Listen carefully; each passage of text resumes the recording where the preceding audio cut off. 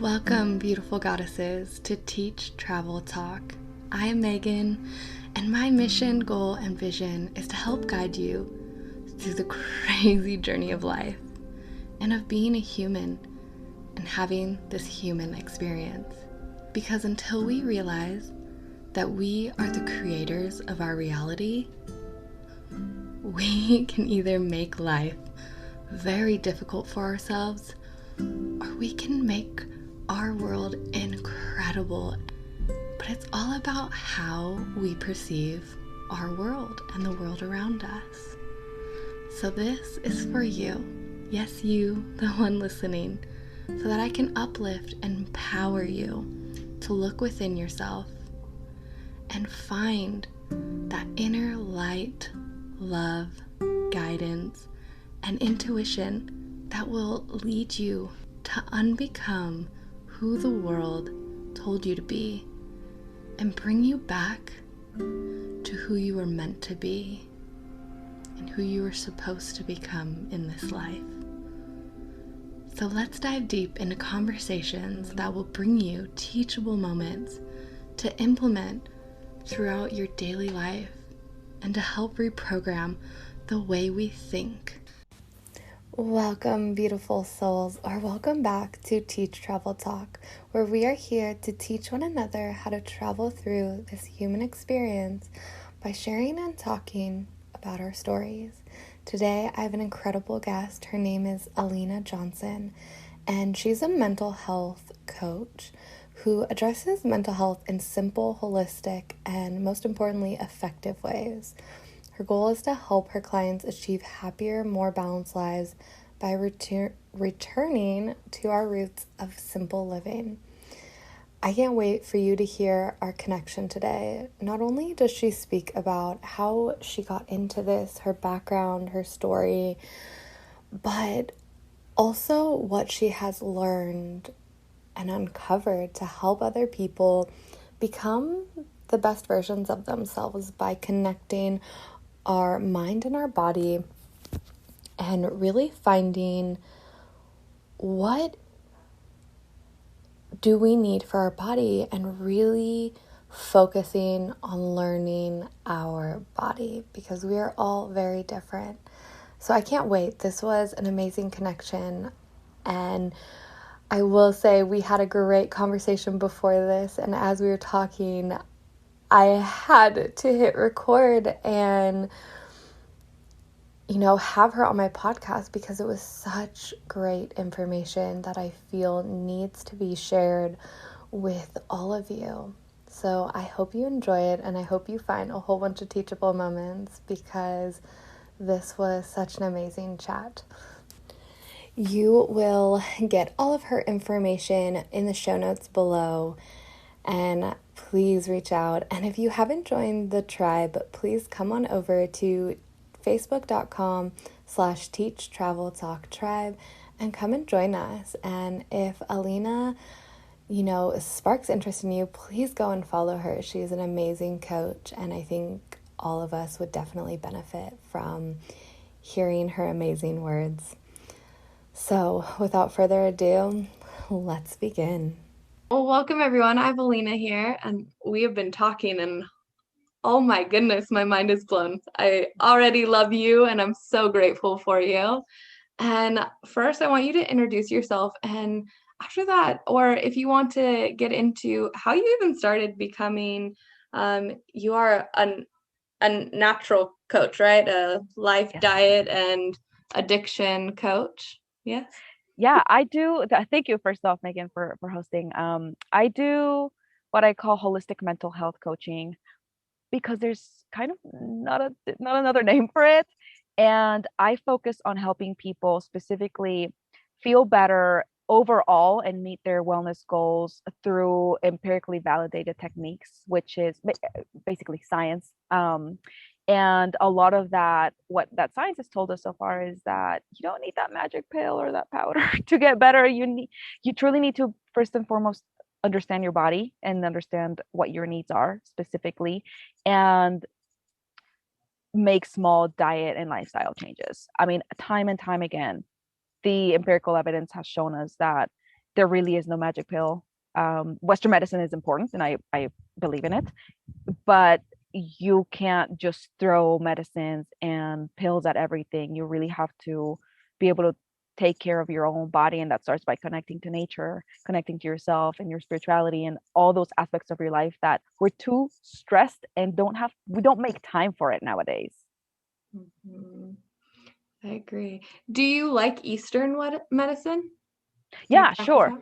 I don't practice Eastern medicine. That's actually a whole different animal. It is rooted on lifestyles, meditation, for example, right? And spirituality and exercise. So I do have that part. Eastern medicine, I would, for any client that, for example, is like really looking at like acupuncture or herbs or Mhm. things like that, I would refer because I have colleagues who do that. But I specifically focus on the aspect that is lifestyle, diet, gut health, and mental health, and how those two are combined. For example, um, 90 up to 90% of your serotonin, which is your happy hormone, actually starts to synthesize inside your gut. And if your gut is not able to properly absorb, and this is science, this is something that is empirically validated. If your gut isn't able to properly digest or absorb the nutrients, or if you have leaky gut, or if you have GERD, or if you have any issues or irregular bowel movements, that all is affecting ultimately the neurological components of your balance in your brain, your stress. Mhm.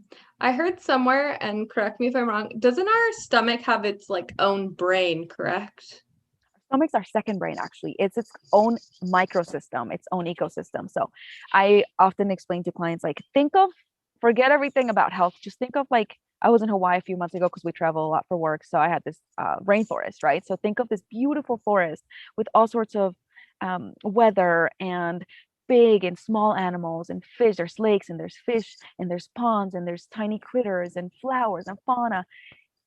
And just imagine for a second that kind of princess fairy tale kind of forest. And now imagine that in your stomach in tiny, tiny, tiny, tiny versions. That's what's in our intestines. And those are good and bad bacteria. And when they're out of whack is when we start getting sick, and we get skin problems and bad breath and stress and can't sleep. And doctors have no answers, because they're not trained specifically in like nutrition or digestion, but that's called dysbiosis, and that's when you have a gut imbalance, and that's really where everything it starts, and that's why it's called our second brain, because it really is its own ecosystem. That is great. It's crazy to learn how interconnected our body is, and how, because even that, I feel when I go to the doctors, it's always like, okay, let's examine this part of you and not the whole essence of you and how it works Yes. together. Yeah, which is why I typically recommend a DO, What's that? rather a doctor in us. Oh, I'm gonna butcher this word.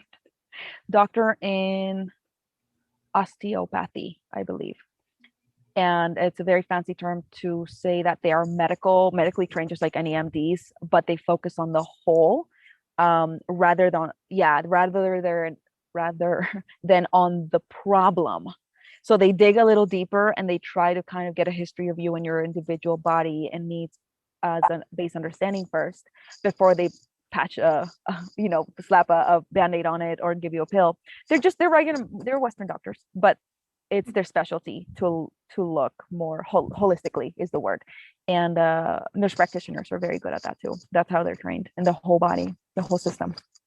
I like that though, because we have to have that. So, what got you into going down this path of helping people? Well, with the same as with a lot of other people, my own personal journey and life experience. My degrees are in psychology. My initial degrees in psychology, and having amazing mental health counselors helped me a lot to destigmatize mental health, but also hearing so many people struggled with their counselors and with psychiatrists who just threw pills at them without knowing anything about them. And it was scary to me. It was hard for me to understand, why is there such a stigma against mental health when, I mean, unfairly to others people, to I say unfairly because I was raised by a wonderful clinician and mental health counselor, And I've been surrounded my entire life by mentors and by professionals who are amazing clinicians and mental health counselors.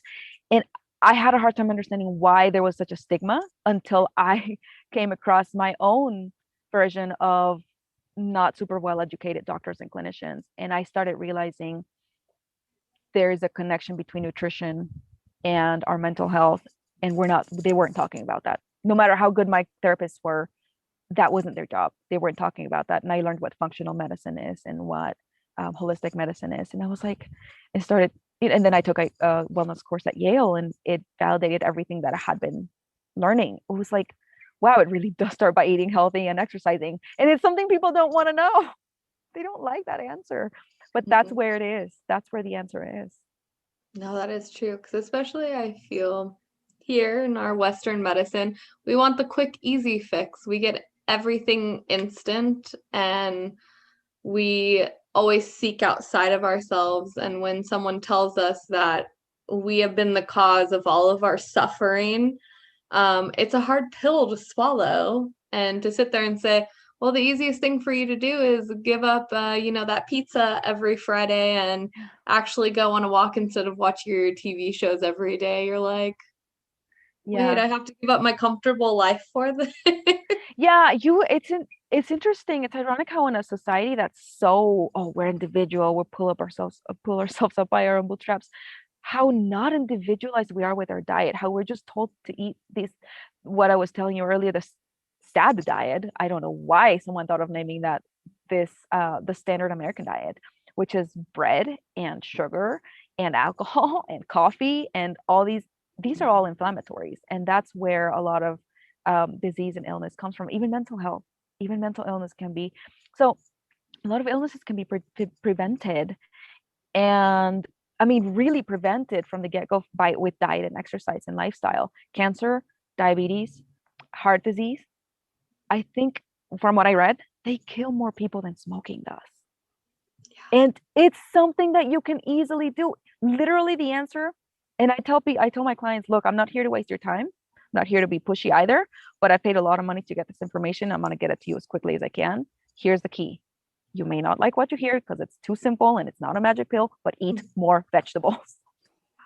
That is the answer. And I'm here to not just tell them that, because part of it is education. But my professor at Yale actually has a term, and it's called the G.I. Joe fallacy. And it's knowledge is only half the battle. Education, half my clients do come to me because they do need the education, because we're so brainwashed by a lot of things that we just don't understand.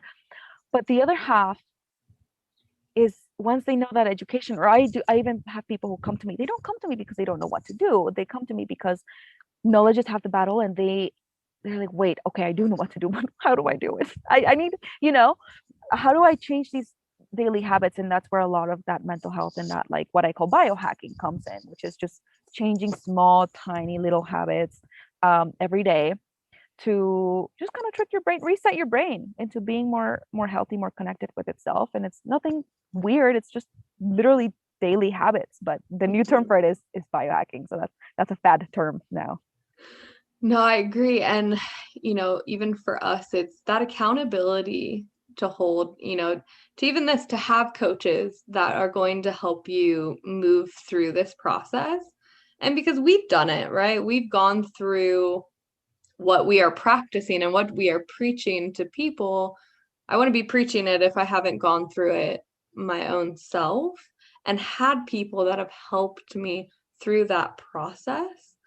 So even, for all of you listening, we have to seek help. And it's funny because especially here, we don't like to ask for help.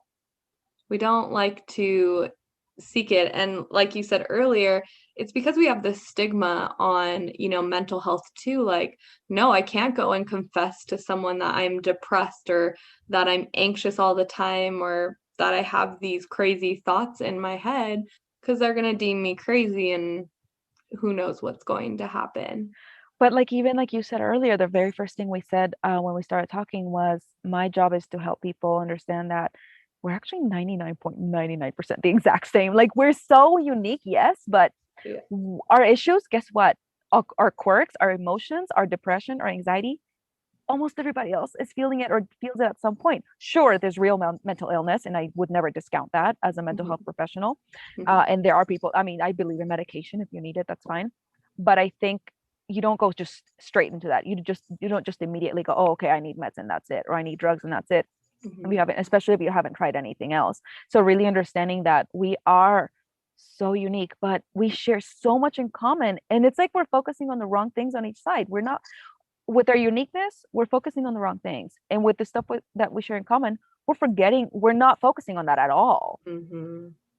And connecting to other people is truly what's helpful. I do a lot of classes, I do a lot of individual coaching, and it's not even just that. It's like when a client comes to me and it's just like you are an expert too in traveling and finding that freedom, right?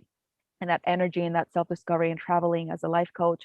They come to you because you have that expertise, you have all those studies and that life experience, and you've gone through it, you've written about it, you've heard about it, you've focused your niche, right? Your field of expertise. And so when a client has a specific issue, my job is not to just give them something right away or tell them the answer, but to dig more. And it works 100% of the time. It's worked. It's like, let's dig more. And there's usually an underlying root cause that a lot of other people and doctors don't have. That that's not what they're there for. They don't have the time, you know, to talk with you about cutting out certain foods or doing a food journal or talking about overcoming a nightmare that you had. I mean, anything in between to me, with me, that's between wellness, food, and psychology is something that I can do. And it's about knowing truly how to assess that in a client. I like that. I do, because they're all connected and we need to be more aware of that and seek more people that are like you who can see past okay, I'm just going to do what my schooling told me to do. But no, I'm going to dig deeper and be like, this doesn't feel right to me, and do something different, you know, because even for a few months ago, I went to the doctor and it's like, oh, you can only ask them 2 questions. Yeah. Huh? But I have a list. What are you talking about? I can only, oh, you're going to have to make another appointment and then you only get 2 questions. It's like, what? That makes no sense. Yeah, because they're not, and it really, if you think about it, they have so much on their hands. They can't handle all this. They can't, you get migraines. Okay, I don't have time to figure out why you're getting them. Just take this pill. I mean, go and do your own research. You should know your own body. But there's the thing, now there is, but now there are health coaches. Now we work with doctors. But up until now, and we're only just now starting, there were no health coaches. There were doctors to give you a pill and to help you with that specific symptom or a cluster of symptoms. They just a diagnosis is just a fancy name for a cluster of symptoms. But they don't have the time to be like, well, what are you eating? Well, what are you allergic to? What are you stressed about? It's like you need other people to help you with that. Yes. Even your community. A lot of one of the best therapists I know said that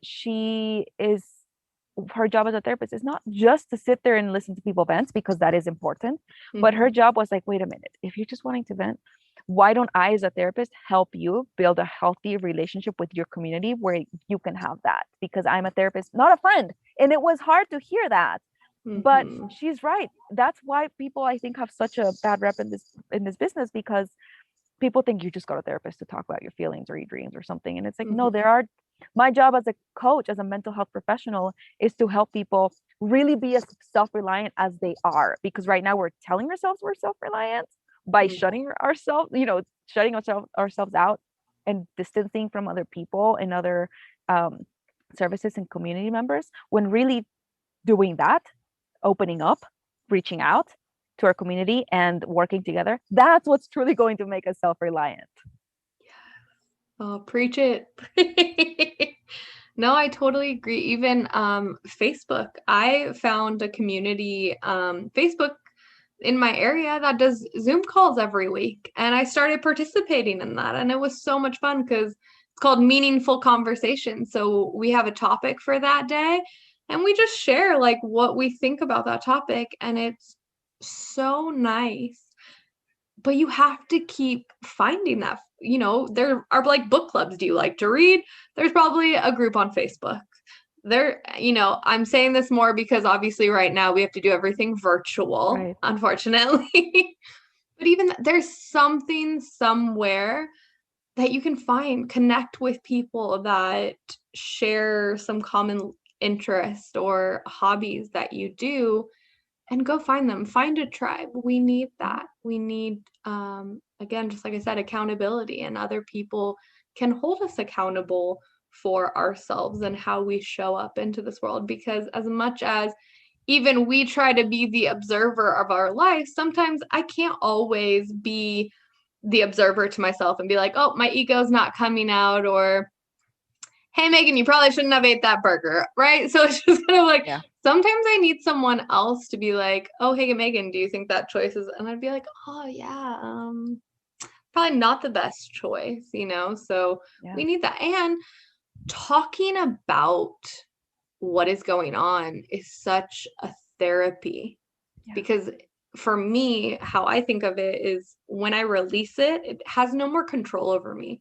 Because when I suppress even talking about it, it's finding roots in me and just grabbing on and saying, I'm never letting go.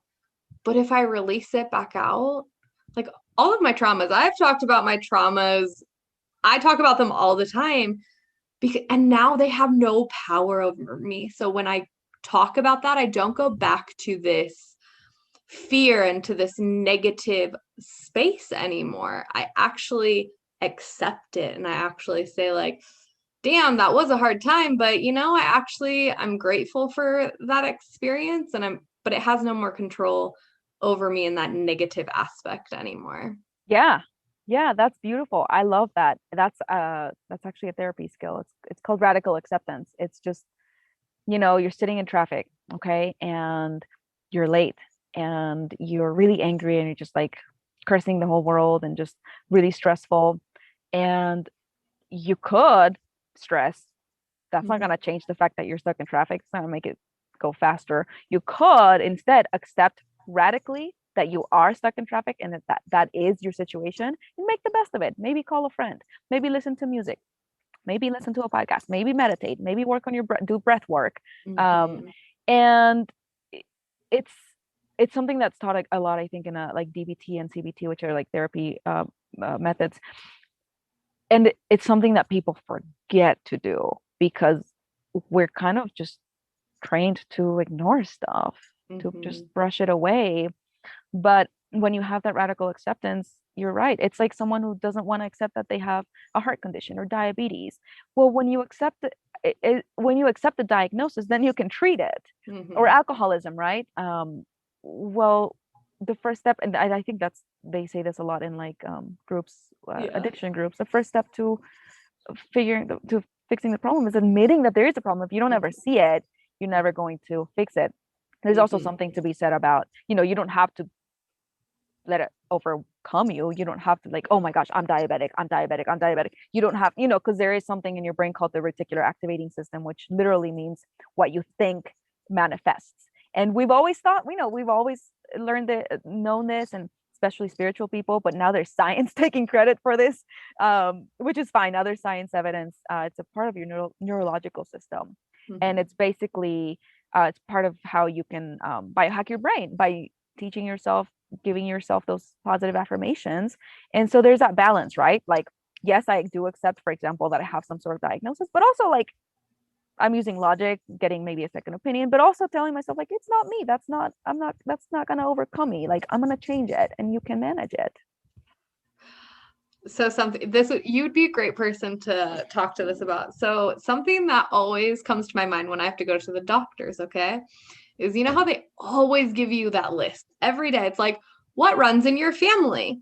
Tell me who did it. And I'm just like, dude, they put this in our brain for us to constantly think about these diseases. And when we're constantly, again, thinking them, we're attracting them to come in. Every time we talk to them, oh, I have this. I'm like, well, yeah, because you keep saying it and you're not doing anything about it. You're, right, having the same lifestyle choices, the same food, the same everything. So you're not helping yourself actually get better. And if you constantly keep telling yourself you do have this, well, you've how do you say, like you're just helpless. yeah, and you've made it you've And it's an excuse. Oh, well, it's because I'm an alcoholic. It's because I'm sick. It's because I'm bipolar. It's because I'm diabetic. No, not, just because of that, you don't throw it out to the you don't toss it all out. yeah. Yeah, no, I think you made a really good point, and this might be even this might, because I have some free videos on Facebook about like little things, little tips like radical acceptance and Mm-hmm. the anger iceberg and stuff like that, the platinum rule. But I could even do a second video, short video on like what radical acceptance is and isn't. And I did briefly mention it. I was like, by the way, it's not just going like, oh well, I'm just gonna do nothing about it. Acceptance is a two-part thing. Like Mm-hmm. you accept it, yeah, but also don't dwell on it and like do something to fix it, right? Because you are in control ultimately of everything in your, not of your life, but your body you are. Mm-hmm. I think like a really big one after that accepting is forgiving, right? We have to forgive ourselves for being an alcoholic or for having the like getting us to this point of having this dis-ease within our body and everything. And that's really hard for people to do, is like take that and forgive ourselves for all the choices we have made in life Yeah, that have gotten to there.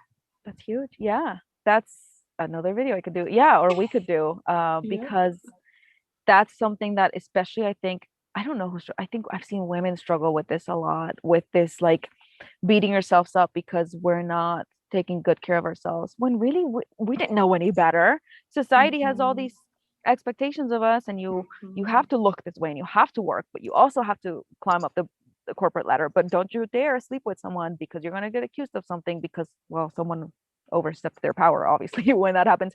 And then you also have to be a mother and have to be a homemaker and have, oh, and by the way, you should be always never stressed, be really bubbly, really friendly. And then we find out something's wrong. Well, yeah, with all that stuff on top of us, and then we beat ourselves up more about it. And I think forgiveness is really important for all of us because it's something that people don't understand they need. That's the problem. Is I don't think they know that they need forgiveness. I don't, how can you give something that you don't know you need? How, that you don't know is needed, Mm-hmm. right? And I think if they only realized, and even within myself, I'm thinking like I've done this too. Like, how can you forgive yourself if you had no idea that that was a possibility, even? Fair enough. And for me, and people that I coach is just wake up every day and, my biggest thing is talking to yourself in the mirror and asking yourself, right? Even when your emotions arise within us, it's saying, okay, like, what is this teaching me right now? What is presenting itself to me? And sometimes it's forgiving ourselves for, you know, okay, this came from being programmed when I was younger to maybe not speak, right? And now it's showing me like I'm uncomfortable and I should use my voice. So I need to forgive, that side of me that told me to never speak up. And now I need to do that.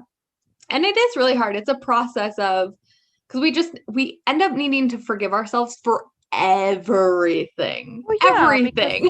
yeah, because no one else is gonna give us that forgiveness Yes. unless, I Yeah. mean, if you're spiritual or believe in God and stuff, you have that grace. But like, no one else, grace is free. And this is something I Hmm. posted the other day on my Instagram. If no one else is willing to give you grace, claim it anyway. It's Yeah. free. It's free, and it's something that you like you said, you give yourself, you find for yourself. And Mhm. there it is again, that what you teach, that those positive affirmations and that self-talk, that's your reticular activating system, that's your neurological brain, part of your brain going, oh, okay, I'm in a way getting brainwashed into something good though, like Yes. getting rewired into positive stuff instead of the negative stuff. I totally agree. It is. It's all about reprogramming ourselves. We've been programmed from birth. And, I feel that we came here already knowing everything that we needed to really know, but we've been cut off from it. We've been shut off from that Yeah, source and been told to not access it, not to, yeah, use it at all. And it's kind of going back to remembering that we have all that knowledge and all of that power within us. We just have to get connected. You know, I'm also a yoga instructor. So, you know, for me, yoga was a really big thing, and learning how to meditate, because it helped me to come in tune with even my emotions, right? And letting those thoughts come and just being like, okay, what are you presenting to me right now? Yeah. What do I need to learn from this? What is going on? Where did this even come from, Yeah. right? And sitting with it. Sit with them. Yep. It's okay to sit with them and accept them and forgive them and be grateful for them, because they're teaching us. Maybe we need boundaries in our life, or Yes. maybe we need to make different choices. There's so many different things that emotions are teaching us every second of every day. Yeah, yeah, boundaries is a big one actually, a big one for me, and for my clients. That, and also what you described, the way you described emotions is what I call the emotion tunnel. It's like going through a tunnel. The only way you're gonna get through the tunnel is to get through it, to get, Yes. get inside and out. Like, let them pass through your body, acknowledge them, don't dwell on them, but Yeah. let them pass, acknowledge it, Yeah. say hi to it, embrace it, ask Mhm. what's the root of this, and you'd be Mhm. surprised how much you can grow just with yourself, without really doctors, therapists. Not that there's anything wrong with this, but you can truly help yourself and find that individualistic mindset that we're all bragging about just within yourself. Without, I heard, I know a lot of, I live in a place where a lot of people use drinking as coping, and they're like, that's my mental health, that's my therapy, and I'm like, oh man, that's If gone only you knew. downhill. Right, like that definition of therapy is really, I mean, I'm telling you, it's really gone downhill, fairly and unfairly. I think there's a lot of people that practice that don't know what they're doing, and some people, just unfortunately don't know how to advocate themselves, don't know how to find the right therapist, don't know what is a good therapist. If you don't know what's a good therapist, how are you going to find a good one? And then you're going to complain about the crappy one that you had. Yeah, I see that happen a lot. And I think I'm here to change that. I'm here to kind of I know it sounds huge, but I'm here to revolutionize mental health in that way.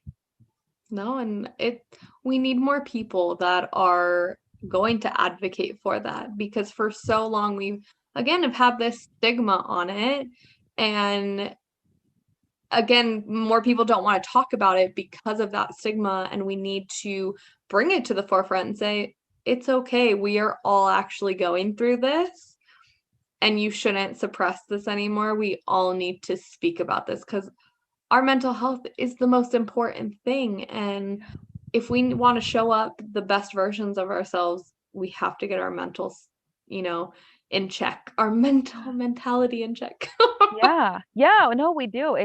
I mean, and it's kind of a catch 22 with people sometimes, which is where like you and I would come in, right? Because how do you take care of your body if you're not functioning right? If you're super stressed and can't even, I hate to say this, but you can't even think straight sometimes. I couldn't think straight earlier this week because I was so stressed, right? And then how are you gonna be able to be less stressed if you're not nourishing your body the way you should be? So it's this cycle that, and I actually made a cycle, wheel. I created a wheel, the cycle of stress, because everything that I saw was like stressor, stress, stressor, stress. And I'm like, no, that's not the cycle of stress. The cycle of stress is deep. And I made a whole system of how to intervene in each cycle, in each part of that cycle, and what each stage is and how we can intervene at it, because you have to, it's like this wheel that's running. You have to shove something in there. You have to stop it from continuing that vicious cycle and kind of help it go the other way. Oh my goodness, I so agree with that. Yes. And that's the same with like our thinking, right? It's that you Yeah. need to stop it and stop thinking those negative thoughts. But again, forgiving yourself for them and saying like, "Oh, hey, I'm acknowledging, so let's now reverse them into something positive." Yeah, energy can't be created or destroyed. It can only be transformed, right? Yep. Both physically and spiritually. That's the energy. You choose what it is. You choose which wolf inside to feed, right? No. And like you said, it's so simple. It's us making choices every single day, and it's your choice. So it's your choice whether you want to stay stuck in an unhealthy situation, mind, body, and soul, or you pick being in a positive mind, body, and soul relationship with Yeah. yourself. It's kind of your choice. And It is. every day you have to work on it, every single day. We are never going to stop working on this Right. ever, you Right. know? It's maintenance. It's not something you achieve and you just have it forever. And it is a choice, and it really is completely up to you. And I actually have to leave soon, but if I can leave you with something about those Yeah. choices, Yeah. here's the choice we can start with. Eat more vegetables, people. It's Love that it. simple. Perfect. Start Okay, well, I there. just have one question for you. Do you have Yes. like a motto or a slogan that you are going by right now in your life? I like to say that, oh, you know what? Of course, it's not in my brain right now. Just when you asked, it's not in my brain. It's something I repeat all the time.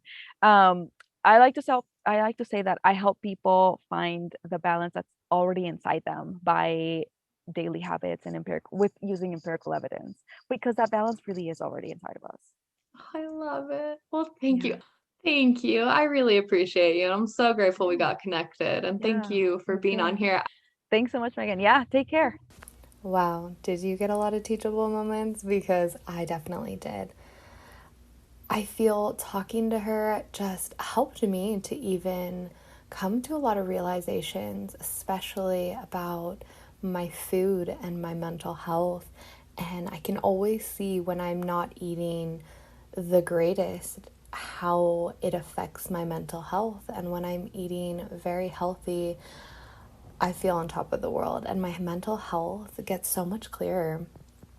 So I hope you found a whole bunch of teachable moments. I know that there was so much goodies in here to learn from. And one thing I really, really got from here is, needing to find a community, needing to find a tribe to help us stay accountable and to help us maintain our goals and our achievements and talking about everything. Because yes, of course, we can have coaches that can help us and lead us down this right path, but we are the only person that can truly help ourselves. And sometimes that's just putting the right people in front of us. So I hope this week you go out, go find someone to talk to, go join a group, go get a life coach, go get a nutrition coach, get someone that is going to help you in an area of your life that you really feel you need help with. And it's okay to ask for help. We all need help. So until next Tuesday, my beautiful tribe, I hope you have magical moments for the rest of June. And a really big thing that I want to remind you about is that I'm going to be giving away a gift for those of you who comment. I would love for you to screenshot it and please email that to 3, the number 3, TEACH.TRAVEL.TALK@gmail.com. And I will pick a winner by the end of next month, so the end of July, and you will be getting a goodie package sent to your home. So stay tuned. Please like, comment, and enter yourself into this. So I can't wait. I've been putting it together, and it's gonna have candles and all of these amazing things that are great for my self-care, and I want to give you a self-care package. So until next time, my beautiful tribe, namaste.